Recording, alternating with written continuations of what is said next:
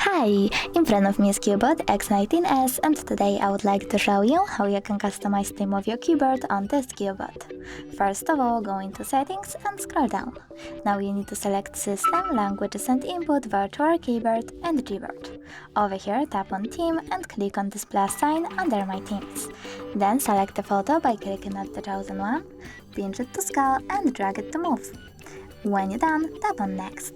Adjust brightness by swiping left or right, tap Done and click on the switcher next to keyboarders to turn them off or on.